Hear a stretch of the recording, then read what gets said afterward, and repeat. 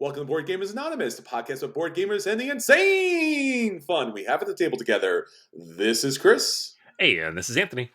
And this is episode 365, The Day That Game Died for Me. We'd like to thank all our Patreon backers for helping us bring you a brand new episode.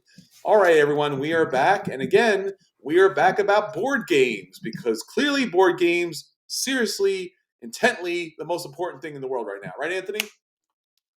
Only thing I could possibly think about ever. I know. It's not. Under any circumstances, board games. Board games. The world is fine. Let's play games. Woot! Board games. So, of course, we're talking board games, the latest and greatest in board gaming. And again, we could not talk about the latest and greatest in board gaming without all of our wonderful Patreon backers. So, thank God for all of them out there because we'd be talking about other stuff that would not be as awesome as board games. So thanks to all of you out there who support us. If you'd like to back us as well, patreon.com/BGA. A lot of great content out there and a great way to get us to talk about board games and not the other stuff because we don't want to talk about the other stuff. No. Let's keep it cardboard, kids. That's what I'm saying. Trademark. Anyhow, so we are talking about, I guess in some ways, Anthony, in fact, some of the bad side of board games. I don't think we've ever done this before, but we are talking about the day that game died for me. So we're talking about all of those games, series of board games, and designers that just at some point along the way totally, completely dropped off our radar for many, many reasons, or honestly kicked off our radar, like kicked really far away. Yeah. Some were dropped. We're just like, oh, why did I stop playing that game? And other ones was like, get away from me. I'm done with you. So usually each and every week we talk about our acquisition disorders. So for the first time ever, we're talking about the opposite of that. I don't know what the word would be for that, but I'll let Anthony work that out. He's a writer. He'll come up with a word before the episode comes to an end. But yes, my friends, we've gone this far. I mean, maybe we should say, maybe we did get this far because it's episode 365, so we've come full circle, ironically. Oh, yeah. Yeah, right? So got a full year's worth of episodes. Woo. So if you've never listened to us before, you can listen for a whole year now. An hour a day for a whole year. Come on, get on it.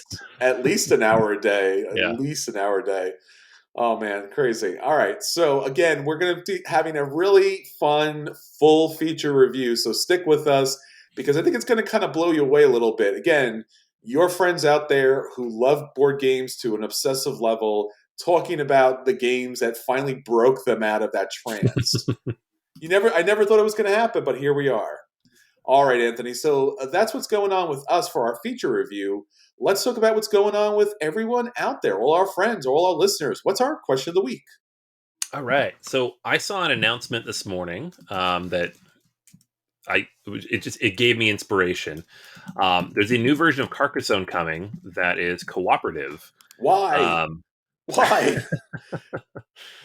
I don't know why, but people are very excited about it. Some people are very not excited about it, but some people are very excited about it. It's called Fog Over Carcassonne.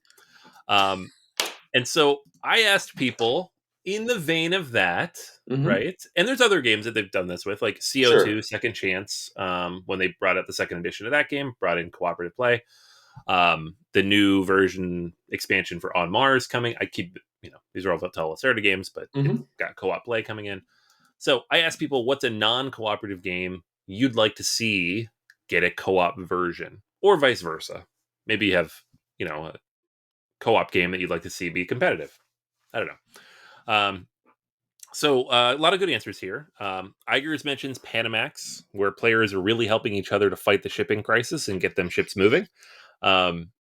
This is topical, and I think it would be great because, the game is about obviously competing shipping companies, but right now we're all in it together, and the shipping crisis sucks. Barack mentions Crusaders, Thy Will Be Done. I love the Mancala style action selection. I think that the only thing that really needs to change is the map, and to add personal group objectives. I would love to play it solo too. So kind of bringing in just a co-op nature to it. Orleans did this as well, kind of taking the competitive elements and making it cooperative.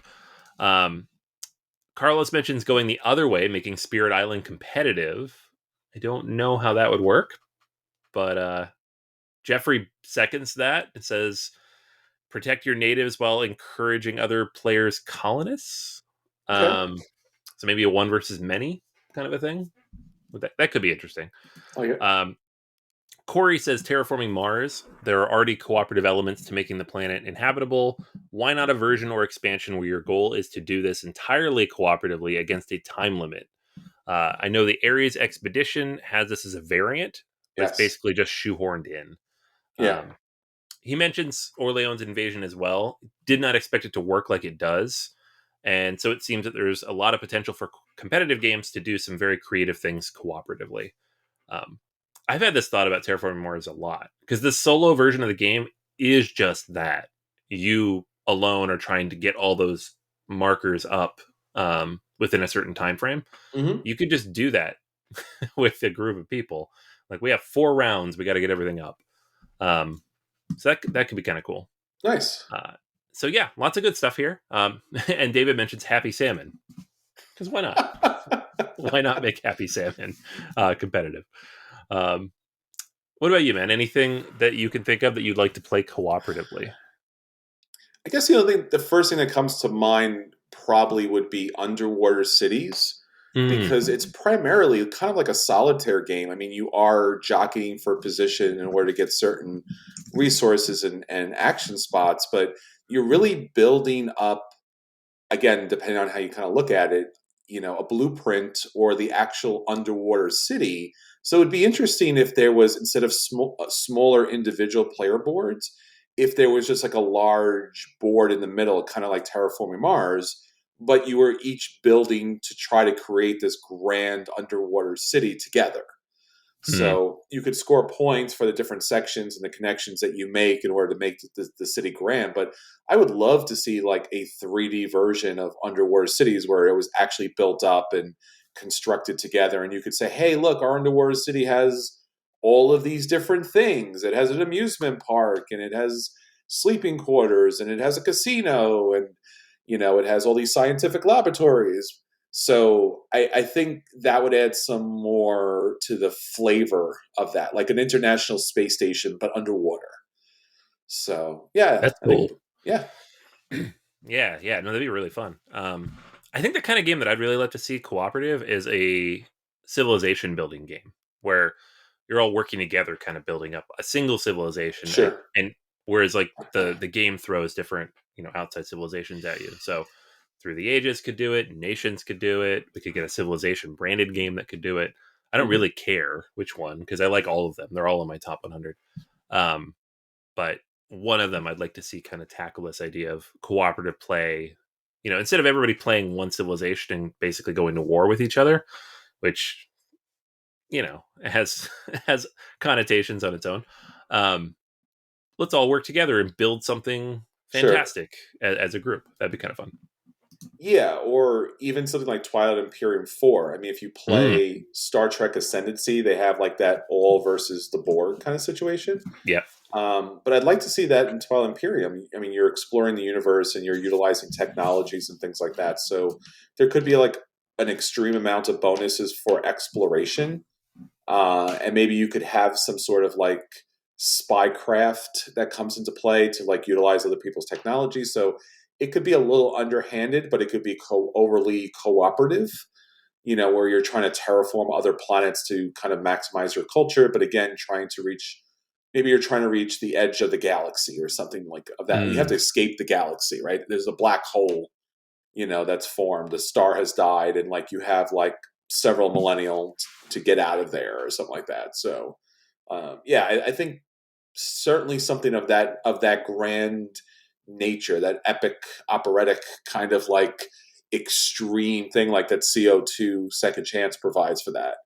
So yeah, no, I mean and there are some good games. I mean, there's a game that probably no one's ever played, which is Conquest of Planet Earth, which is a flying frog game that I still love. It's my favorite flying frog game, and I love that game. And it has a it has a competitive thing where you're playing as the aliens, but it has a cooperative mode to it as well. So there's some of those oddities out there. Oftentimes they don't work because one's almost always better than the other. But yeah, Yeah. no, Yeah, pretty famously, recently on the Dice Tower, Trey Parker named Summit as his number one game of all time, and that game has a perfectly decent cooperative mode. I wasn't for me, but it's decent. It's good. sure, The competitive mode of that game is terrible. yeah. So just terrible. I hated it. Well, I think for a long time, like what they're doing now with the solo mode, where it's like it like a game slaps on a solo mode. They used to do that with the co-op mode, Hmm. and you could play co-op, and it's like, not really. Like, why would you think that this would work as a co-op? Like, Yeah. but Yeah. yeah, nice try, kids. Like, I don't know. As I've always said, just tell me on the box what the best way to play this game is. Like, do the play testing. Don't give me 20 versions of it. Don't tell me it's 1 to 9 players. Don't tell me it's solo and co-op and competitive. Just give me straight down the line. Like, this is the best way to play it, and you could do other things. But Right. nonetheless, the variation, is more or less, I guess, in board gaming, the spice of life. So yeah, fantastic. So all right.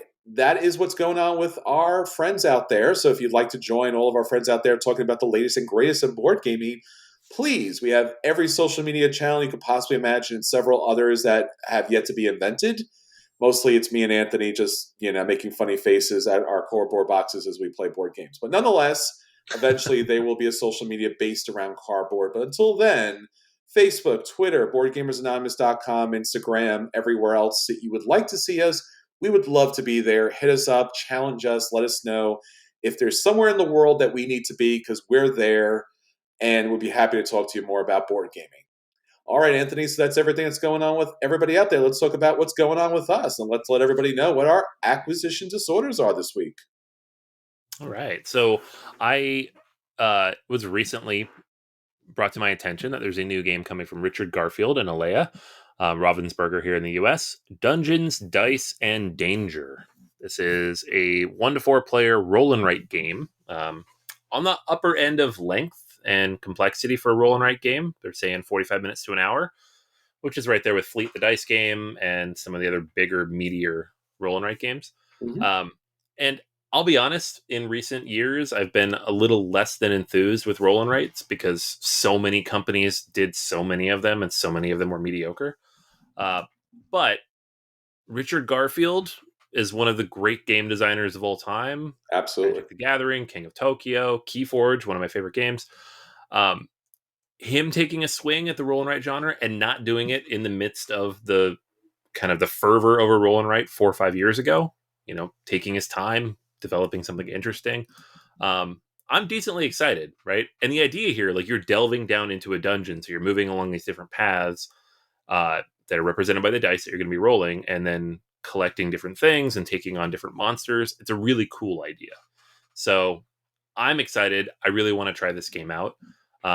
It is, I believe, out in Europe now, but will be coming to the US sometime in early 2022. So they haven't said exactly when yet, but pretty soon. And there's an online version that you can play that's in German. I've not had a chance to play it yet, but it's on the Brett Spielvelt website, and you switch to German, and you can play through it on their website. Um, so I'm going to give that a go as well. But yeah, it's cute artwork, as almost all of his games have. Getting some decent artwork in there. It's engaging. It looks like my kids would love it. We played Dungeon Doodles, the Steve Jackson flip and write game. They loved that. They just loved the dungeon part of it, and that game was not very good. So if this game is better and has a dungeon element, I'm really excited to get it out for the family. So yeah, Dungeons, Dice, and Danger. I'll probably pick this up when it hits the US, and I'll let you all know what I think. Nice. I like they're sticking with the D&D and Right. D kind of situation, so that's a lot of fun. That's like right down the line as far as that's concerned. And again, it's a good idea because it offers another way to play the game that adds depth, but hopefully not like an exceptional amount of time. I think that's for me the roll and writes that just take way too long, just kind of defeat the Yeah. purpose. Yeah. I hope it's not like Roman Roll was rough for me. Hadrian's Wall is very good, but just feels too long. I don't know what it is about this genre. Like an hour is not very long for a game, but when it's a roll and write, I'm like, God, it's taking forever. you know? Well, it's because Um, you're basically filling out like a spreadsheet. Like you're actually yeah, have like a little pencil, and you're like, wait a minute, I don't want to do this. Like, who told me that this is not a good thing? I like filling out sheets. Like I like checking boxes. I Uh, like the dopamine hit of collecting things and building a little thing, but I don't want it to take that long, right? So Fleet the Dice game is still the only roll and write game that I enjoy that's longer than 30 minutes. yeah. So we'll see if this one joins the list because it looks good. It's cute. It's Richard Garfield. It looks good. I hope Hmm. so. All right. Well, I'm going to talk about a Kickstarter that I did back the base game. That's Tang Garden. At least the original one was Tang Garden. The new one, the expansion that's currently on Kickstarter, is Tang Garden Seasons. Observing the seasons changing in this Zen-like Euro game of breathtaking views. The last expansion for Tangard. This is what I like to hear. The last expansion. I don't believe it, but nonetheless, No, it's the last expansion. it's making a lot of money. They'll make more. Oh yeah. And again, the last game that came out, the last Kickstarter that came out, did have a number of expansions in that kind of base game. So it's not at all surprising. It does surprise me a little bit that they came out with this expansion so quickly. So currently, this expansion is up on Kickstarter, and you have until 30 March, Thursday, March 17, 2022, if you're interested in backing it. So this expansion, like its predecessor with all of the other expansions, is honestly about a game of decorations and tile laying. So if you like tile laying and you like these interesting, dynamic, kind of 3D cardboard trees and temples and tokens and people out there, it really creates a nice feel at the table. It's a lot of fun to kind of like see what you're able to construct by the end of the game. And that's always very satisfying, right? You're looking at it and you're like, oh, I've done a thing. I actually could take a look at it. And throughout the game, it's really primarily about, again, how you place the tiles, how they score off other tiles in this beautiful garden. And in particular, in which direction are your people facing? Are they facing the scenes that kind of line out the garden? And that's really it. Honestly, we talked about this. We backed this. It's not a bad game. I reviewed this. It's just a very, again, and we kind of knew about this. I mean, this is kind of the Kickstarter MO where these games are just like, they're not bad, but they're just okay. But because of Kickstarter prices, they're almost bad just because of that. It's just like, oh, this is fine. It cost over $100, but it's fine. And again, it's one of those games where it has beautiful artwork here, and the pieces, everything that goes along with this game is exceptional. It really is an exceptional kind of production for a board game. So this one here, and again, what's really interesting about the Kickstarter is they give this little flowchart kind of situation. So they actually try to convince you if you need to back this game. So what we're looking here at seasons again is of course seasons, right? So there's multiple ways now to play the game and add to the already kind of expansive base game with all of the other expansions that come along with it. So right off the bat is autumn. So when you play autumn, it's all about the falling leaves. So in this scenario, you'll be able to pick up the leaves and use them to kind of move up your track to score victory points or add them to a bag building mechanic in order to score hopefully bigger victory points by the end of the game. Again, beautiful little colored leaves on your game board, typically enough just to get me excited and wanting to play the game. But again, just another kind of like layout on that kind of basic board set. There's also winter. Winter is a little different. So basically, what you're doing is you're playing with another small player board that's all about the main kind of area, obviously dealing with winter. So you're trying to stay warm. You're trying to build up this area that everyone can live in. This palace area. You're building up the roof there. And again, the same similar situation. It's tile lane. You're trying to add tokens onto the board in order to be able to score cards for additional victory points. The spring expansion comes along, and there's a hidden auction mechanic. So you get these really iconic red envelopes, and you're able to kind of put in what you're going to be bidding for things. And again, this is all to be able to put new things in your garden. In this case, there's additional nighttime landscapes that come into play. Summer, again, we're looking at more of the same. So in this particular one, you're about joining forces to put together this majestic garden. It's a cooperative mode, so it offers, again, we talked about this a little bit earlier, competitive versus cooperative. Here you go, cooperative mode. And again, very similar to what we saw before, but now obviously you're trying to meet joint goals. There's a solstice mode. Again, all of this is about creating beautiful gardens. But now, again, there is an expansive range of tools and effects that you can get, and you're running up tracks to gain victory points. So, again, not too crazy. Equinox, you'll have an opportunity to add another worker placement element to the game. Pagodas will be added to the board. And again, it's all about adding tiles and having the particular arrangements of things. There's a number of different, unlockable kind of characters and elements and cards. It's a beautiful game. The miniatures are good. I mean, again, there's no criticism here. Everything's great about this game, with the exception of it is a very light game. And if you're going to back this game, the expansion's costing about $51 plus shipping.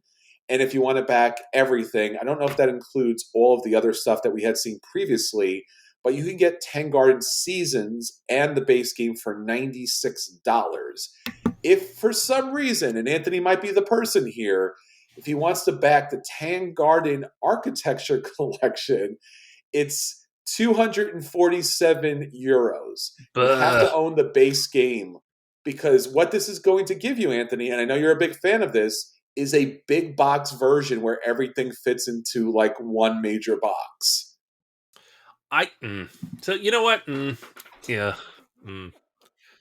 I did it to myself again, by the way. I ordered the Isle of Cats big box, and they were like, no, it comes with an organizer and everything fits in there, and it's really quick to unpack it. And I was like, great. And then I did it, and I put it in there, and I'm like, this is going to live in the basement now. I'm never going to play this again.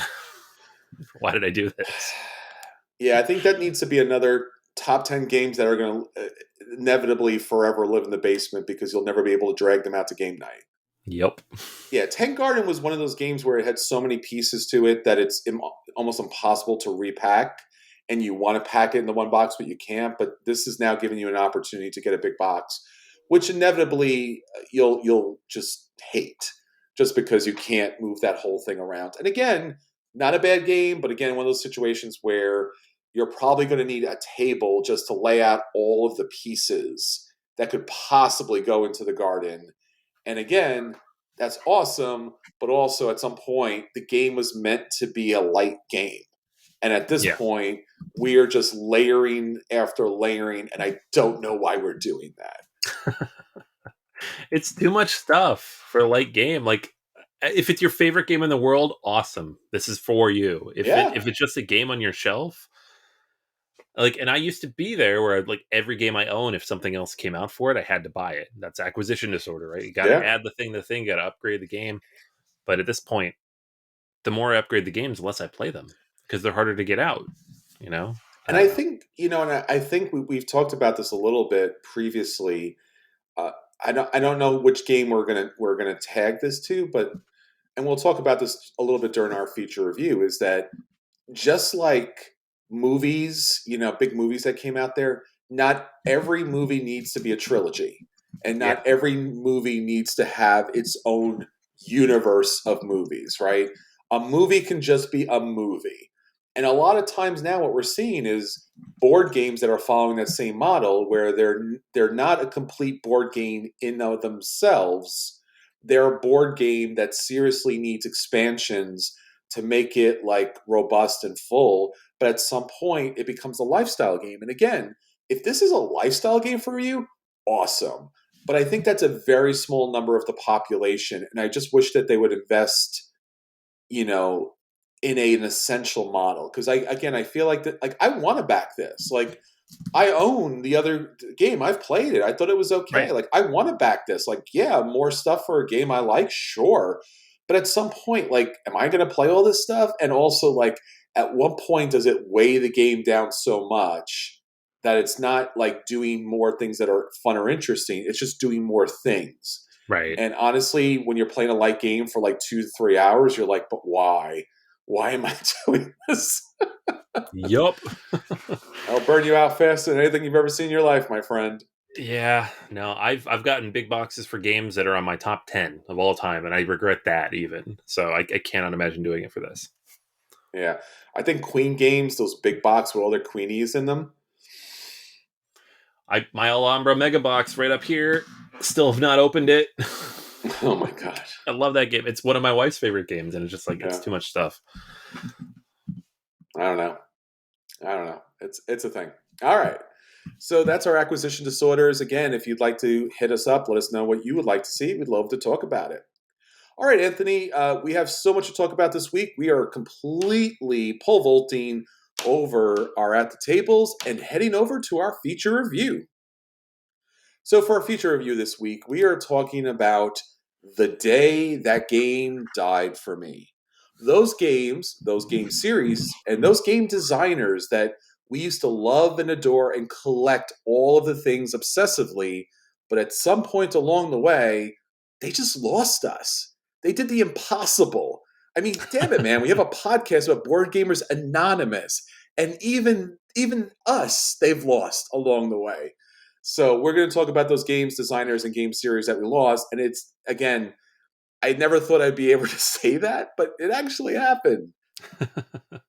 Yeah, no, these are games that all of these games at one point we talked glowingly about on this podcast. Um, Many of them we still own, and yet they've just fallen away. They don't get played. We're not interested in playing them. We're considering getting rid of them, whatever it might be. And for a variety of reasons. And we're going to talk about why. All right, Anthony, there's a lot to talk about here. I don't know. Do we want to start off with the designers or do we want to leave the designers to the end? I'm going to start off with the designers, I think, Okay, at least go on my for it. end, because Yeah. everyone already knows this rant. I've done this rant on this podcast at least 3 times. So I'll keep it short and get it out of the way. We're not going to end with it. Stefan Feld is one of my favorite game designers of all time. Until very recently, I owned all of his games. I was collecting them. That was like the one designer. I'm like, I'm going to get all the games. Some of them are hard to find. I'm going to find them. And then Queen Games decided to weaponize all that love for Stefan Feld that we all have. I I still know. love Stefan Feld. I met him at Gen Con 3 years ago. He's an amazing person. I played a game with him, got a picture with him. Dude, Just so jealous it's about that.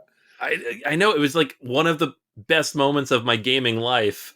And it hurts me to say this, but I cannot keep backing these games for $200-$300, whatever it is Queen Games is trying to wring out of me, because it's just €1.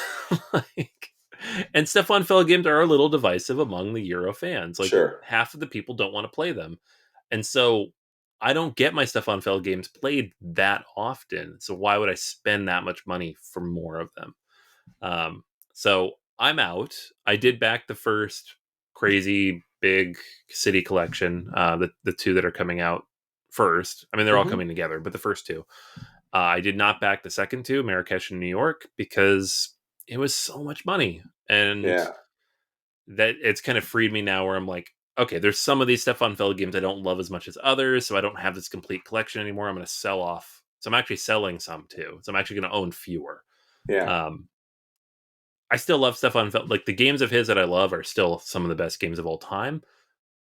But I just, that amount of money and the way that they kind of just Yeah. manipulate it. And a lot of people do this on Kickstarter. It's not just Queen Games, but they really got me. Like it really made me annoyed. So I'm out on buying all of his stuff now. I'll buy the good ones. I'll buy the good ones when they come out. Yeah, I initially had Stefan Feld on my list too, but I felt like I needed to take it off because I did back all 4 games. Now, Yeah. to be fair, I backed all 4 games when they came out in the first Kickstarter. But I honestly, I was like you, Anthony. Early on, I was collecting all the Feld games, and I remember there was a board game convention in Brooklyn, which was FeldCon. I didn't get to go; I didn't know about it, but that would have been a convention. I would have been there, first thing in the morning. it was really honestly, I think it was Rialto that I eventually Mm. I did not like the game. I felt there was some problems with it. And then I was like, but I have to collect this. And I remember picking it up, maybe it was $20 or $25 or something. And I was like, all right, I added this to my collection. And at some point, like it was still shrink wrapped. I'm like, what am I doing with this? Like, this is a game I Hmm. do not like. I feel like there's some problems with it. And like, I'm never going to be able to collect all his games. Macau was out of print. And there was obviously some obscure games I was never going to get. So again, it was one of those situations where I was like, or even Spiekerstadt. I think that was another game that was like out of print and like $300 or something. And I'm just like, what am I doing? Like I had one of those moments where I was like, what am I doing with this? Like, and again, I love Feld games. Like Bruges is one of my favorite games of all time. Amerigo is one of my favorite games of all time. Again, a couple of others that I have not played too much, but really it kind of drops off for me after that. Those two games are like maybe top 10, top 20 games for me. And then everything else is like, it's fine. You know, Castles of Burgundy is fine and the other ones are fine. But I mean, Macau is pretty great, but I've only played it like once or twice. So I haven't really got a chance to play some of his better games because they're honestly out of print. So yeah, I almost did that too. I don't know. I just had a little bit left of FOMO in me, and I was just like, I'm too tired to distinguish whether a game is going to be good or not. I'm just going to back it. But yeah, I agree with you 100%. That Yeah. Kickstarter was trying to think what's the right politically correct word. I mean, I want to say it was insultive. It was It just was. It it, was. It was manipulative and insulting. It was terrible. but there's a better word too because like they had like he and again I love Stefan Feld. I was so incredibly jealous that you got to play games with him. I was like, oh my god, the one time I don't go to a convention, there's Stefan Feld. And I adore the guy. Like he has no idea. Like, but you know, at the same time, it was just like there's cards with him on it, like baseball card kind of things, and like signatures on top of a signature, on top of a sticker, on top of. I'm like I just want to play. Like the genius of Feld is not that he's a celebrity. The genius of Feld is that he's a genius. I just want to play a very good version of a game that he has, and I think like the scarcity of his games and then the reprinting at such an extreme level just really hurt it. I don't know. It's a really it's a really bad relationship. We need a board game therapist to kind of jump in here and try Yeah. to clarify this. Like, uh, all right. So I want to talk about a board game relationship that I'm not feeling great about, and it's one of my favorite designers too. This is Albin Viard. Albin Mm. Viard is for me most famously kind of like known for Clinic. He recently reprinted Clinic Deluxe Edition in 2020. I loved it. I did not back it initially. I know Anthony did, and I got a chance to play it, and then eventually, I think I got it from as a gift, right? Anthony, I think you gave it to me as a gift, Yep. which now I get to blame you because then I had to start backing all of the expansions. Thank you Yeah. very much, That's what and I I do. and I backed the COVID-19 expansion, which was a co-op version. Again, we talked about co-op versus competitive. And I was so thrilled, especially since he was donating money. Mine came in like, I think like everyone's came in like a cheap envelope, but maybe because mine came through the New York postal system, it was like crunched. I emailed the guy like half a dozen times and never heard back from him. And then during COVID, I was like, we wanted to do a board gaming volunteer event, never heard back from the guy. But really, those things are just problematic. It doesn't kill a designer or a game for me. And one of my favorite games of all time from him was actually, in fact, Small City. That was the game that I really got introduced to his games. And I love Small City. Again, it's another game where it's like a giant box with like a few handful of components in it, but still a great game. Card City XL I backed on Kickstarter. It was lousy. At least I felt it was just lousy. It was like it was another one of those games that like was it 402 or something where it's like 604 or something like it was like 600 versions of a game you could play with a deck of cards and like most of them are not good. So again, it was one of those situations. And then he kept releasing clinic expansions, which normally I would be thrilled. And I backed so many of them. I think eventually I lost track. I think I don't think I backed all of them. They're up to 6. Yeah. Why? Now, if you've ever played Clinic and you back the deluxe version, that's more than enough game, Yeah. right? It's more like you can't even play with everything. There's a zombie expansion that goes along with that. There's fire extinguishers. there's like a nursing home. Like there's so much stuff. I don't even know what's in the other expansions, and I backed them. So I know this is on me. I know nobody feels bad for me about this, but like at some point, he just needs to stop and like essentialize a collection because it's just too. I mean, I don't know, man. Like, are we going to be playing Clinic with expansion 2, 3, 4, 5? I don't know, 6. What were we saying? 6, 6, right? Or It's 5 and 2 mini expansions, I think, is and a where campaign we end up. book, right? There's a Yeah, campaign book or campaign something. book on top of it. Yep. It doesn't make any sense. It is a lot of stuff. Yeah. Um, it's not new to him either. Like Tramways is one of my favorite games of all time. That's him as well. And Yes. there are twice now he said, I'm done making content for Tramways. And then he's like, just kidding. Here's more content for Tramways. And then I'm like, okay, nothing else will fit in this box. It is packed completely full of maps. And the maps come and they're not even mounted. They're just like paper maps. And it's still full, right? There's like 9 expansions in there. And I'm like, if you release another one, it's not going to fit because it doesn't come in a box. I have nowhere to put it. And then he released another one for Essen this last year. And I'm like, God, come on. It's not going to fit anywhere. So yeah, it's not a new thing. Small City is being re-released soon as well with Vital Lacerda artwork. And I expect him to do the same thing there with 5, 6 expansions. So that'll be fun. Stop it. Stop it. All right, Anthony, what do you have next? All right, those are our 2 designers. The next one for me is just a company, just Mm-hmm. in general. Ooh, Simon. should pick the I used company. to back everything this company made. I have all of Arcadia Quest except for the Kickstarter exclusives on the first Kickstarter because no one got that. I have Blood Rage. I have the full blown Rising Sun. I have everything, right? I have all the stuff that they released. I have Zombicide stuff. I backed Massive Darkness for the full amount. And then at a certain point, I realized they like the gameplay just wasn't there anymore. Mm-hmm. It was more focused on the miniatures and getting those big numbers up on Kickstarter, right? Yeah. And I did still back Marvel United, but other than that, I haven't backed a game from them since Rising Sun Mm-hmm. because they're very expensive. The campaigns themselves are fairly manipulative. Like they're absolutely trying to get people to fall in for the FOMO and give them all the money. Um, you often wait, 12 to 18 months for the content. You get very little communication from them during that time. And the gameplay is just meh because they're Yeah. so focused on getting all that content in there. They don't really play test all of it. It doesn't really gel together, right? And even Rising Sun, which I know is a top 100 board game, I don't love it. I don't feel like it quite comes together the same way as Blood Rage, which I think is the best game they've ever put out. And so I didn't back Onk at all, from Eric Lang, who's a great designer, but I was like, I don't trust that it will do what it needs to do. I didn't back after Marvel United. I didn't back the X-Men. I did not back the Marvel Zombicide thing. Like, I can't keep giving these huge sums of money to them for a mediocre game with a ton of plastic. Yeah. And maybe some games slip through here and there from them that are amazing, but for Mm-hmm. me, it's so much money that I can't go in and hope that it's good because I did that with Massive Darkness.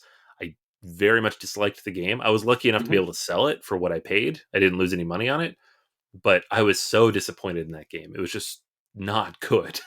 Yeah. And it was like $350 pledge. So Sure. not doing that again with Simon. Yeah.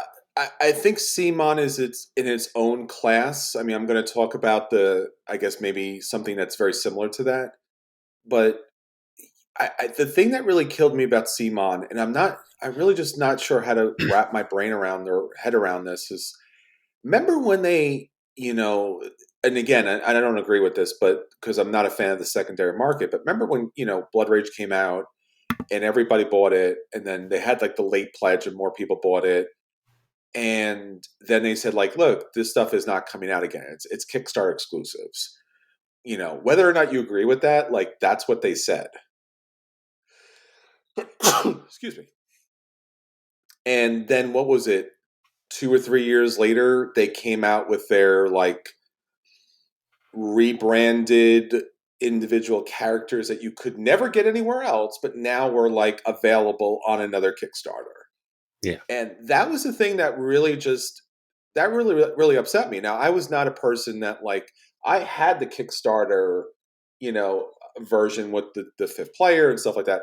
I still own it. I did not sell it. I did not make money. I didn't flip it. I didn't do anything like that. I've never done that with a board game. I would never do that with a board game because I feel personally like at some point, if you start making money off a hobby that you love, then it's not a hobby anymore. It's work, right? Then things have like financial value instead of fun.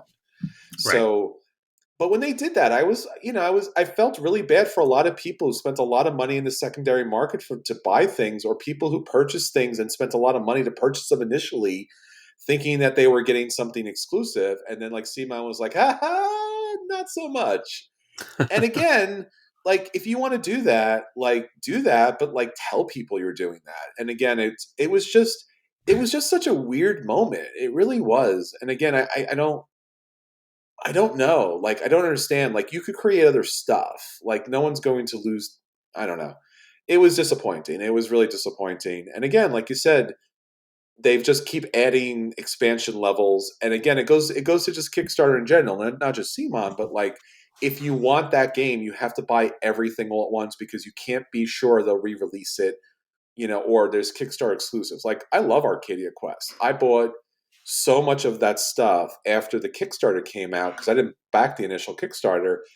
And like there are characters that are like just a single individual little tiny character that you may play once or twice in your life. It's like $40-$50. Just a little plastic miniature with like a card.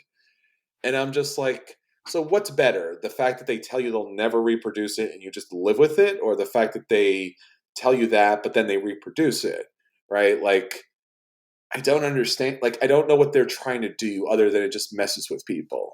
Yeah. You're keeping fun away from the table, but also at the same time, I don't get it. Like I don't know if they get it, but I don't get it. So Right. that's the Yeah. thing. You're creating a market for collectibles and then manipulating that market. Yeah, it was you're short It's selling, right? Like you're yeah. literally undercutting the market that you made. So Yeah, and like I know they kind of like weaseled around the Blood Rage thing because they were technically different sculpts. They're like, no, no, no, no. It's like the female version of this troll. Like it's the same troll, the same effects. It yeah, it doesn't like and I people. did back that actually because the one with the digital. So I have both versions of the sculpts Mhm. now, but it's the same thing. So It's just I eh, just play it straight. I mean, we're a small industry. We're a committed, passionate fan base. Just play straight. Like I don't know. It just seems weird. I mean, it's just weird. It's just weird and unnecessary. Speaking of weird and unnecessary, I'm going to mention a company too, Anthony. It wasn't here initially on the list, but this was a company that I loved honestly more than any company that was out there. This was Stonemeyer Games. mm, Jamie Stegmaier himself is such a charismatic, amazing person himself that I remember Scythe coming out and we talked about it.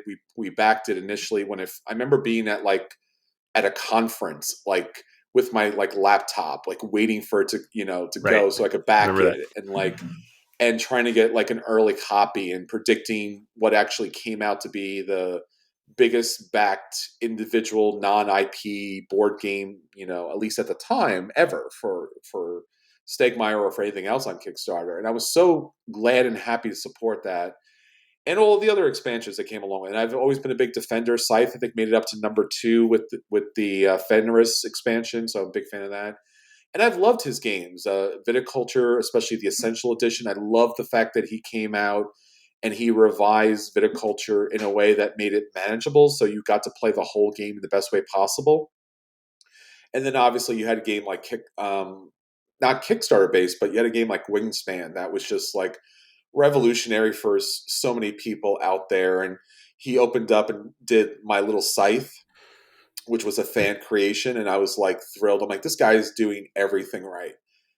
The downside to this was obviously, especially over time, like he did have some misses, right? Euphoria was pretty broken in a lot of ways. And I was like, all right, so you could have some losses, you could have some mistakes throughout the way. But more recently and more often than now, his games were hard misses, like hard misses, and they were at a higher and higher price tag. And instead of just going like, you know what, we did what we could, it didn't work out. He was kind of defending games that were not only good, but he was really going after reviewers, not us, because we did not have access to those kind of games initially. But like Charterstone, Charterstone was, again, everyone could differ, and that's completely fine. If you love it, continue to love it. But I found that like fundamentally tremendously disappointing. Tapestry was a game that I thought was going to be like the greatest game of all time, and we were all paying through the nose for that game. And it was amazingly problematic and like broken. It was like legitimately a broken game. Pendulum was probably the height of this, where we all saw the game and we're like, "Oh, this has got some serious problems." He's like, "No, all of you have serious problems," and we're like, "Ugh." Like, you don't have to be defensive. Like, sometimes things break.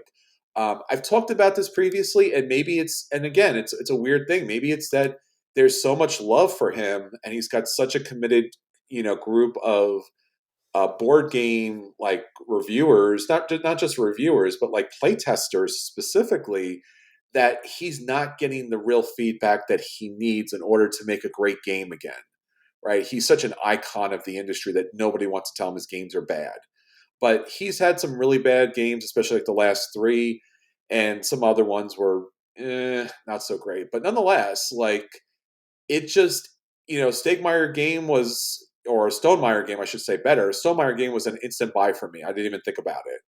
And now it's just a game. It's now just, it's coming from a publisher that I don't buy it until it goes out to the market and everyone plays it first. And it breaks my Yeah. heart because I was a big fan of the company.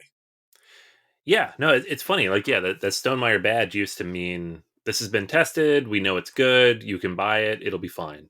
Yeah. And now it means, well, maybe not so much. You should check. You should wait and see, right? And I liked Rolling Realms. I think it's Mm-hmm. the only game of theirs I've liked in the last like 2-3 years. Tapestry wasn't terrible, but it was broken, like you said. I think they've addressed that with expansions, but I haven't gone back in the expansion, so I don't Yeah. know. Libertalia is probably a safe bet for them because that's a popular, well-known, historically good game. Their new one that's coming out right now. Yeah. But I don't know if that one really counts as much because, again, it's like a game that's been around that's just been updated. Mm-hmm. Yeah, it's tough. Like, the developers of Scythe and Viticulture, two of the best games of all time, and we just like keep getting just like duds the last few Yeah. years. So hopefully it's a Pendulum. lull. Yeah. Like, it could be like a Pixar style lull, like Cars and Monster University, kind of a lull in the flow. But yeah, I'm with you. It's been tough. I never played Pendulum. We played Mm-hmm. Tapestry because we had a review copy and we played it and we discussed it. But uh, a lot of the stuff is just, yeah. Like, when I spent my whole winter break playing Charterstone, I'm like, I'm gonna get through this whole Me thing too. in a week, and then I did, and I felt like I wasted a week. So I'm not going back. At least not at Yeah. that level. Yeah, that was the weirdest ending of a board game I've ever played. And Yeah. the funny thing about that was you could play the board once it's complete. And my game group was like, nope, let's put this away, never talk about it again. I'm just like, but when I purchased Charterstone, and again, I was so committed to Stonemeyer Games and their success that like I bought it and the recharge pack at the same Oh time no. without ever playing the game. I'm like, it's a Stonemeyer game. It's a Euro game. Why would it not be one of the best games of all time? And like, luckily, I played a friend's copy of it. I'm like, okay, cool. Can I return this? Because yeah. But yeah, it broke me. That was definitely the day that died for me. Yeah. So, all right, let's talk about board games or board game series of board games. Yeah. So I'm gonna play off of what you just said. I'm gonna move something up a little bit because I think it fits, and I'll talk Sure. about a couple things. So legacy games in general uh, have kind of died for me, and Sure. so here's what happened. Here's my experience with legacy games. I never played Risk Legacy. I got in on Pandemic Legacy. I played it with my Sure. wife. We loved it. It was amazing. And so I was like, this is the second coming of board games. This is amazing. I can't believe Hmm. we've done this. And so for 2 or 3 legacy games after that, I was all in. So Hmm. first we had Seafall. Blech. Then we had Charterstone. Bleh. And so at a certain point, you realize, like, oh, actually, it's really hard to make a legacy game like this, and they Yeah. generally do not work. Yes. So um, I tried 2 or 3 games over the course of, a 2-year period, and none of them really clicked for me. Um, so I've stopped purchasing anything that says legacy. And most games don't say it anymore. They'll say, like, evolving campaign or something like that. Yeah. That's how bad it is now, right? Like Yeah, the Seafall. brand is bad. Like, no one wants to say legacy, because if you say legacy, Yeah. people are like, nah, it's probably not going to work. So I'm kind of, I actively avoid it. I don't want a game that's going to try to evolve like that over time, because they just don't work, right? Mm. Like, there's been a few that have come out since then that have been like Machikoro Legacy. Mm. There's Betrayal, The House on the Hill Legacy, which by all accounts is decent if you Sure. like Betrayal. I don't like Betrayal, so I haven't tried it. Um, Clank Clank. Legacy, Yeah. again, if you like Clank, apparently it's great, but I don't like Clank. So I have not gone back to the legacy genre since, and I don't know what would bring me back. There was rumors for a while of a Terraforming Mars legacy game that seems to have died. I don't know if they're still working on that. That might bring me back just to try it. I don't know if I would like it.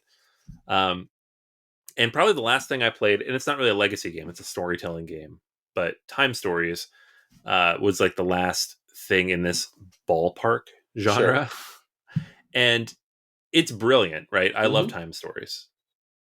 And so this isn't like a I don't like this game anymore type of thing. It's the way it's designed, the way it's structured requires a specific group of people to sit down and play for 5 to 6 hours, right? Mm. So you need a committed group that can sit down and play through a module, probably like a Twilight Imperium level of commitment for that module.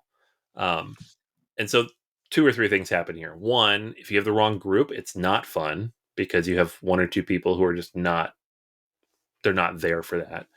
Two, if you can't play through the entire module at once, it doesn't work because, you know, you try to reschedule, you try to get the same people back together. It doesn't really work in that way. And because it's story based, if you break it up and you don't come back to it for a week or two, it's almost like a role playing game where you don't play for 3 or 4 weeks. And you're like, I don't remember what I was doing. It's not fun either. So, and legacy games have the same problem where if you don't play for a long enough period of time, you're like, where were we? What were we doing? What new rules got added?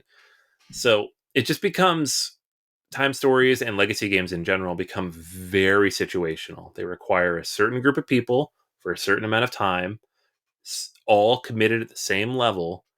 And a lot of people out there, some of you listening right now, like, I have a group like that, and that's awesome. I'm glad for you. Like, I did not, I still do not, and it just doesn't work. So I've just stopped trying. It doesn't mean the games are bad. It doesn't mean they don't work. I'm sure they're great for some people, but I've just any game like that, Time Stories, legacy games, etc. I've just avoiding at this point because I can't make it work. It's not fun. So Yeah, no, that's unfortunate. I mean, I think Risk Legacy was lightning in a bottle. I know you haven't played it. I've loved it. I didn't play the Legacy pandemic versions of those games. It's just not something that I was intrigued into. I know of them. I've read through and heard a lot about them, but everything else since then has been bad. And I think the funniest thing or the worst thing in the world is that honestly, and I'm just going to take a shot in the dark. I think everybody wants to play a legacy game. I think everybody loves the concept of a game that has like significant evolving changes that are there's no going back, right? The fact to be able to rip up a card or a character changes or the board state changes, like to have that kind of storytelling element is just above and beyond. And yeah, I'm really heartbroken that it didn't do a better job. I own Time Stories, but just the base game, I've never, ventured out to pick up all the expansions yet. And I was hoping that this would be like revolutionary. But again, it's just very surprising and very unfortunate. So, yeah, after Risk Legacy, that was really nothing else for me on that. So, again, I wish it would work. So, yeah, on that same note, Anthony, for me, one of the things that I was really hoping was going to be revolutionary and was for like 5 minutes, and then at some point dropped off the deep end. And again, I'm really kind of surprised by this, was the card crafting system. Now, AEG is best known for the card crafting system, but a lot of other companies have since done this. In fact, card crafting, I think, has been around for quite some time. I think Gloom was one of the games, I think one of the early games that I played where you're sliding cards in to kind of get, different effects, or you're laying cards on top of each other. So primarily the game that I'm thinking about is Mystic Vale. Mystic Vale came out, and I was just like enthralled with this idea of these druids, sliding cards together to kind of make this elaborate deck in your hand, but also trying not to get corruption. So there was a press your luck element to the card crafting that I felt was really different, because deck building up to that point didn't really necessarily have a downside other than the fact that you could get your deck kind of filled with like dead cards. So this one was like, it was deck building, but it was also press your luck. And I was like, this is awesome. And then came out Custom Heroes, which was like a lighter version of it. And it was like way too light and generic. And then came out Edge of Darkness, which was supposed to be the main game that was supposed to come out. And John DeClaire here, the idea for this was supposed to be like this evolving adventure of just kind of building up your deck and getting stronger and stronger. And at the same time, all of these game systems had so many expansions to them. And I own a lot of them for Mystic Vale in particular.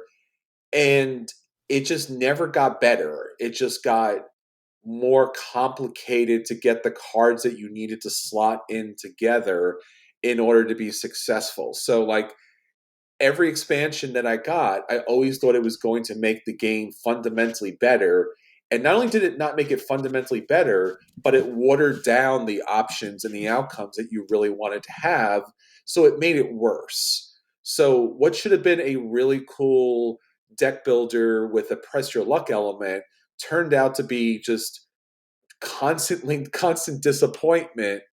And then eventually I was just like, well, why am I continuing to kind of like invest in a system that's not making the game more dynamic? It's just adding more cards that's not really going anywhere. So that whole, card crafting system, and again it goes by a number of other names, was something that I was like enthralled with, especially initially. But now at this point, I'm just kind of done with it. Yeah, I don't think I was ever in on it. Like, I played more. I think I've played Mystic Vale twice. We played it when it first came out, when they launched it at Origins. Yeah, and I was not impressed. And I've never really played the expansion, so I don't really know. sure. I played Custom Heroes. That was not a great game, and yeah, it seems like a cool idea. It just has never worked for me personally. All right. So for me, I'm going to jump into a couple games here that have some similar DNA. They're both from Fantasy Flight, which should tell you immediately that the reason they fell off is because they got canceled at some point. And they just don't get the support they need, because that's Fantasy Flight's MO. So the first is Battlelore 2nd Edition, which is a brilliant game, and I love it. And I have all the stuff for it, because when they canceled it, I bought it all on clearance. But because they canceled it kind of midstream, you don't have all the factions from that universe. Elves. Don't have the elves, don't have the dwarves. We're missing content. We only have 3 factions. And the amount of content available for each faction is not really balanced out. Yeah. And so the game itself, if you do play it, it's still very good, but there's just not as much replayability. There's not as many options. There's not as many permutations as you might like. And just because it's a dead game, you're like, I don't know. There's just not as much there. I want Battlelore to come back, and I want it to not be with Fantasy Flight so that we get more content. This is one of the very few games that I would like to actually see a Kickstarter for, because then I know we would get all the factions that we want, right? And it wouldn't be in the Terranaut universe necessarily, but whatever universe it is, we would get all the factions, because it'd be on Kickstarter, it would cost $500, whatever, and I would probably back that. So give up the license, Fantasy Flight, give it to someone else, let them make a good game, and I will go in on it. Stop canceling stuff, because it's dumb. Knock it off. The other one from Fantasy Flight that I want to mention was a Game of Thrones, the card game. I loved this game, right? The first edition of the game, I had it. I had the little plastic pieces that it came with. They were painted in my box. I had a bunch of expansions for it. We played it all the time. And then they're like, we're going to redo it. This is the thing they do. They're like, we're going to reset everything. We're going to do a second edition. All that content you have is garbage now. Sell it. It's worth Yeah. nothing. And so I went in and I bought the second edition, and it's fine because it's the same basic structure of a game. And they refined it and they tweaked it and they adjusted some things. But it's still a Game of Thrones, the card game. And they've broken it out in all these different houses. And the way that the content got doled out from there made it so you had to buy a lot of stuff a lot more often than you had to buy it from the first game. And you had to keep doing it to be able to build a decent deck to be able to play within the same structure. So it cost more money to play a slightly different version of the game I already had. And so I just stopped playing it. Now, I could have kept the original version and played that, and that would have been fine because I didn't play it competitively. But I wanted to be in on the new version because I get all the new content, right? And that's not how it works because it was very expensive. So this really comes down to Fantasy Flight's release model and their inability to support a game for a very long period of time, and this constant urge that they have to cancel stuff and restart it to generate, I don't know, new buzz. They recently did that with Lord of the Rings, the card game, and again, I bought the new version, and again, it's the same content, slightly tweaked, and again, it's really annoying. So yeah, Battlelore and Game of Thrones, both amazing games. You should play them, but I don't play them anymore because of these reasons. So. Yeah, I mean, that was the same reason why I honestly stopped collecting the comic series that I was collecting when they decided they were going to reboot it and nothing that you previously collected was worth anything. Mm. And I remember you and I were at, I can't remember which convention it was. I don't know if it was Gen Con or if it was something else, but like when they came out with Game of Thrones and the card game and they came out with the new edition, and then like these poor people selling their full collections, like just throwing them in the, just throwing them away, like everything from the game for like $300-400. I'm just like, wow, that's like heartbreaking because that was, like you said, Anthony, it was like a competitive game you could play. I remember like watching endless videos of like, you got to buy 2 starter decks and you got to buy this faction and you got to organize this, and people built like companies and websites around this, right? That was the general gist of it. Like, hey, this is something that's like a lifestyle game, and like learn how to build a great deck and put together the different factions. And then inevitably they just got rid of it like unceremoniously, and you're just like, well, I'm done. Like that's it. Like there's nothing else to it. So no, I remember that quite well, and really felt bad about that too, because that was like some of the early starting of board gaming, and like there was so much money, time, and investment into it, and just like, and now it's gone. So whatever. All right, I'm going to talk about 2 games that I guess also kind of go along with each other, but they're 2 very different games from 2 very different companies. Maybe I shouldn't say they're 2 very different games. In fact, they're very similar. This is Memoir 44, and this is Rivet Wars. Now, both of these games are, again, 2-player games about little war on either side. Memoir 44, obviously, is a classic game from Days of Wonder. It's about some of the historic battles of World War II, typically about Omaha Beach. But again, there is endless numbers of expansions here that go along with this.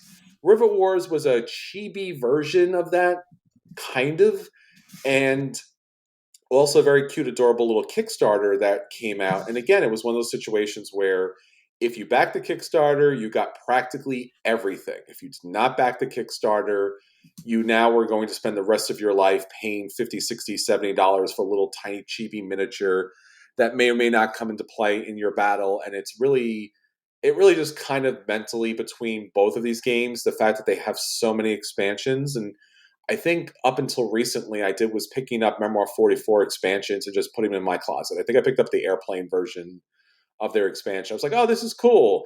I will never play this. Let me put this away. And again, it's just those miniature games, especially when they're 2-player, that you need a very, very specific, I guess, other individual / game group in order to play these.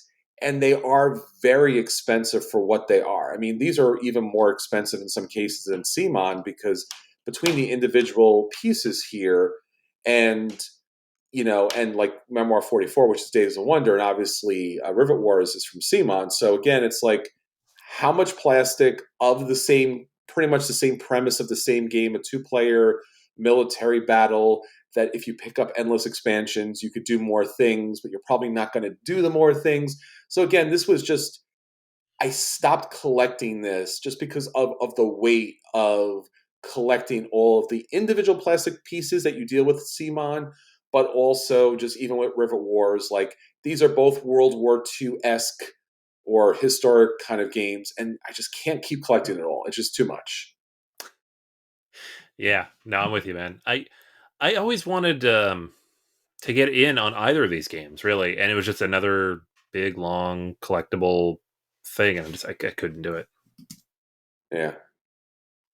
All right, so I have one more that I wanted to mention, and it's relatively recent, and this is one of my favorite games of all time. It's in my top 100, and will probably stay there for for a little bit of time, but it's kind of dead to me at this point, and it's mostly COVID's fault. Keyforge. Keyforge is Richard Garfield's kind of spiritual successor to Magic the Gathering that takes away the deck construction. It's all algorithm based, and it was fantastic. I jumped in immediately. There was local events near my home in Pittsburgh. I played several of those. I won a couple of them. It was amazing. I played online for a little bit during the pandemic, and it just eventually there was no way to get the game to the table. Now, my son does like it, but it's not the same as playing it like competitively, which I really enjoy doing. I have a few decks that I really enjoy playing. And I've spent a fair amount of money on this game, like nowhere near like Magic the Gathering money, but I have a lot of decks. Um, so combined with the lack of events, living in a new area where I don't have my Keyforge friends, not really enjoying the online play of it, and the fact that they've put the game more or less permanently on hiatus. I say permanently, they say not permanently, but the algorithm is apparently broken. So they can't create new sets until they fix the algorithm. So they're currently reworking it. And because Asmodee owns Fantasy Flight, I do not expect it to actually happen. They'll probably cancel it at some point, just quietly, by not releasing new content. It's probably dead. And that sucks because I've played like 300 games of Keyforge in the last 2.5 years, and I love it. I wish I could keep playing it. And I can. I'll still play with my kids, but the way I used to play it, the way it kind of infected my life in 2019 is probably done for. So, um, a great game, a great idea. It just didn't stand the test of time. And hopefully I'm wrong about that, but I do think it's probably done. So Keyforge for me, unfortunately, is now dead. Oh. Well, the competitive game that I played, Anthony, in the same vein that you talked about, was Star Trek Attack Wing. This was another miniatures game, but this one was based in the flight path system. I love Star Wars.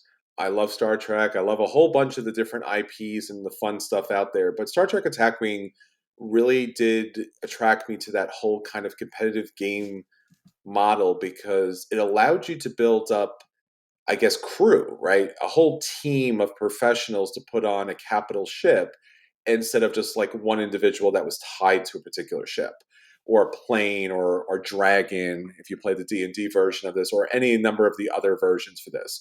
So this was the one that allowed you to build up a massive squad of individuals that like their special abilities kind of triggered together, and it was so innovative and Eurogame mechanics. Here's the problem. It's kind of broke, right? Like one of the designers, there's two designers here. I'll leave out which one it was, but one of the designers kind of mentioned like there was some problems with it. And again, it was one of those situations where they kept releasing content without like significant gameplay, and there was definitely that ramping up of power. Like every faction, the new faction that came out was significantly better than the last faction. Every wave was better than the previous faction. And the competitive play, like you mentioned, Anthony, just dried up almost immediately. Like the first one that came out, the Deep Space Nine version of it, did amazing. It was everywhere. And then the Borg version came out, you barely saw it. And then after that, there was just no hide or hear from this. You needed the competitive play model to be able to really get the most out of the game. That evaporated here. And once that evaporated from WizKids, then really what they were doing was like reprinting the I guess the ships here in every version possible. Oh, this has no paint. This has like one color paint. You can paint this version paint. It was just like they were reprinting the same models and just putting broken cards in there, and the models were never painted well, they were never crafted well, they were never good quality like the X-Wing miniatures. And again, it broke my heart because again, it was one of those situations where I love Star Trek, and I was just like, why are you making this game, not available for, play out there? And why are you making more and more ships that really just break the meta, and they're just like carbon copies or worse versions of a thing? And they just mass produced it. And then they stopped it and then rebooted it, and now there's a brand new version of it, so like it's tweaked a little bit, but again, if you invested like I did early on and now all these other things have happened, I still have my collection. I've stopped collecting it. I might pick up another, Deep Space Nine figure or two. I won a big competition at our local game store. I won the Deep Space Nine, station, which was great. But I gave up after that. I was just like, all the things are wrong with this game in this series. And again, it was the day this game died for me. So sad but true, Anthony. A lot of games, a lot of designers, series, and a lot of publishers, unfortunately, out there in the world. Yeah, no, definitely. I remember watching you play this game at the store, and it was fun to watch. It was like it was a big epic experience, and then it just kind of Yeah, faded away. yeah. Those organized play events, I don't know what happened or why they happened that way, but when they all evaporated, and I guess Magic is the only one or Pokemon, Magic, maybe Yu-Gi-Oh, a couple of the card games, the collectible card games, maybe even the Hero Clicks possibly are still going, but everything else just did not last for so many reasons. So it's quite unfortunate. There are many other games, unfortunately, but we'll leave that for a future episode, Anthony, as we weep over those game collections that we spent a lot of money to, but they don't get out on the table. But, Anthony, my friend, until next time, this is Chris, Hey, and this is Anthony. and we'll save you all a seat at the table. Take care, everybody. Bye. See ya.